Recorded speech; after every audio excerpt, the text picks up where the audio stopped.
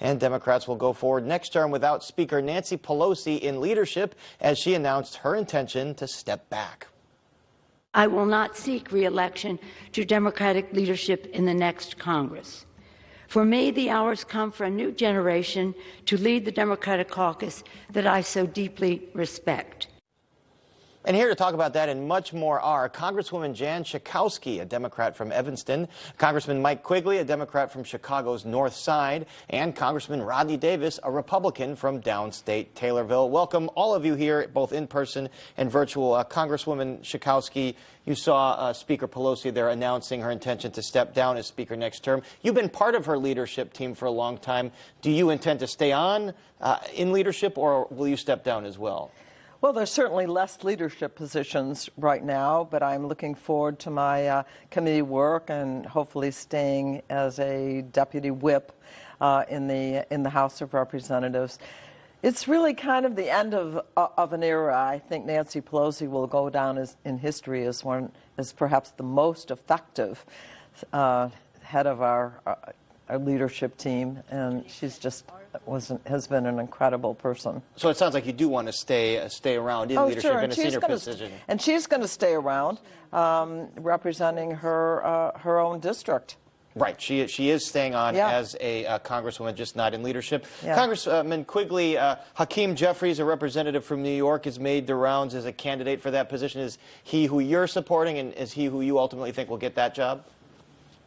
He is, and he will. I don't, what I see now is there are three people running in sort of a loose alliance, Aguilar, Clark, to join Hakeem, and I suspect they will be the three top leadership team for the Democrats.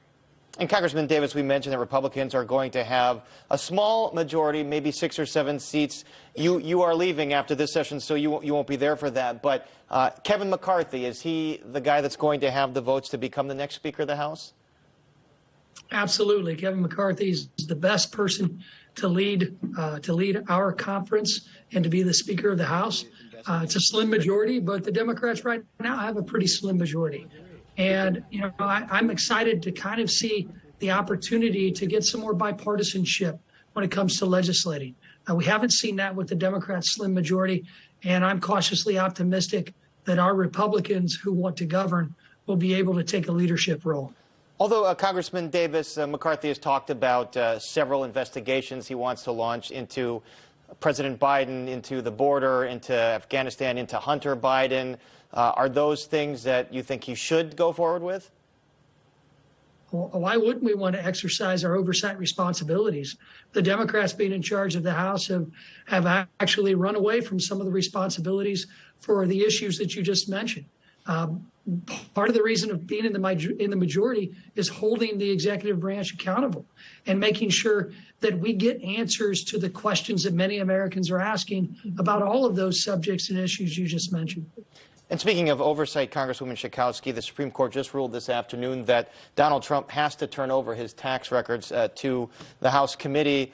Although the GOP, as we mentioned many times, is set to take control in about 6 weeks, will this be enough time for House Democrats to do anything with these tax returns? Well, I certainly hope so. But I want to tell you that I think if the Republicans want to focus primarily on investigations, I think that is why there was no red wave, because what American people want is themselves to be at the center of the agenda for the Republicans and for the Democrats. How are you going to make my life better now? Not how are you going to continue to hammer away at some investigations that I think are not of interest to the American people. And we'll see how that dynamic plays out. But I do want to get to some issues at play in this lame duck session. Congressman Quigley, Senator Durbin says he's trying to corral some GOP Senate votes to pass a DACA bill for the so-called Dreamers.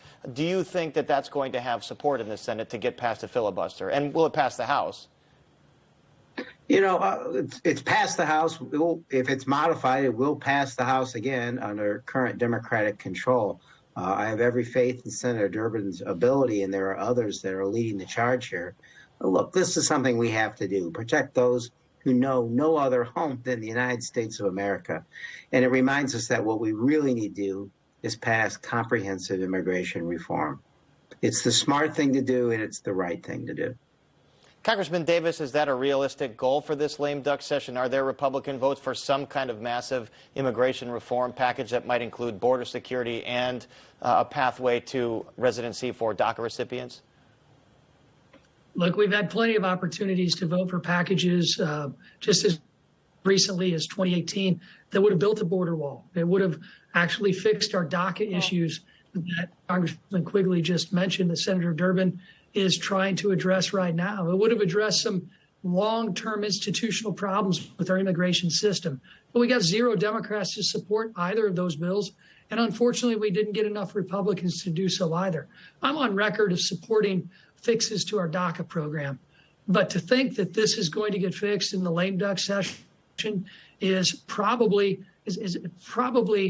shooting at stars right now. Unfortunately, immigration has been the issue that both sides have taken on as a political issue. And unfortunately, there are hundreds of thousands of people in this country that are being affected by the politics of the day, rather than actually coming up with common sense solutions like I voted for my entire time in Congress.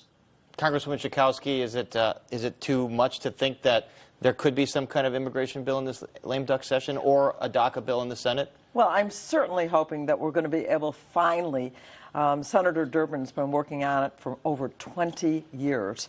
And these are young people. This is their country. If we can get a pathway to citizenship for them so that they can be secure, that they're not going to be victims of any kind of deportation or any kind of negativity, I'm hoping that we can all agree on that. It's a small part of what is the need for a massive, I think, immigration reform. That's not going to happen this time, but DACA should. Congressman Quigley, President Biden is asking for a massive a new sum of money in aid to go to Ukraine, $37 billion to be exact. Is there support in Congress for that number, that amount? Look, so far so good. It's been a challenge, but every request that has been made so far has passed. Obviously, we'd like to get it passed in this omnibus, this funding bill, which will pass the House before the December 16th deadline. I'd like to think we'd get this done so that it takes us through much of the next fiscal year. So as Congress the House changes hands, we don't have to worry about a transition where there's a gap in funding, now more than ever. I mean, Ukraine has turned the tide in this conflict. The last thing we need to do now is to hold them in the lurch while they're winning this war. Another item, Congressman Davis, the Electoral Vote Count Act that, among other things, would codify that the vice president does not have any role other than ceremonial in choosing the next president. That is, of course, up to the voters. Is this something that you would support and might have bipartisan support? Well, I think if the Senate bill comes over to the House, it's much more likely to get sent to the president's desk. Unfortunately, the Democrats in the House decided to push their own version of the Electoral Count Act, and it was one that went way too far. It basically, unfortunately, continued the process that I've been fighting against from House Democrats that really has led to the opportunity to make sure that we stop them from nationalizing our election systems. We do a great job here in Illinois of making sure that our elections are secure. We do a great job of making sure that decisions are made at the local level. I was on the House floor on January 6th when we finished that vote as one of the counters with Vice President Pence. And I agree, no vice president. And I certainly don't want Vice President Harris picking the next president of the United States. We need to do something. So some differences between the parties on this bill. Congresswoman Schakowsky, I have to bring up the social media and cryptocurrency because these things are in the news right now. First with FTX going down, owing billions to creditors, and Sam Bankman-Fried, a prominent Democratic donor, in a lot of trouble right now. Is there any kind of consensus on regulation of this industry? I think it is certainly worth looking at, that's for sure. And I think that we may be able to get some bipartisan support on that as well. I have been the chair, am right now, of the Consumer Protection Subcommittee. And these are the kinds of issues where we've actually been able to come together. So I'm hoping we could move forward.